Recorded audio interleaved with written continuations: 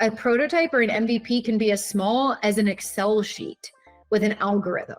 It doesn't actually matter. As long as it solves the problem for that customer, what it looks like doesn't matter. If you find the customer that's willing to invest in it because they need it, doesn't matter.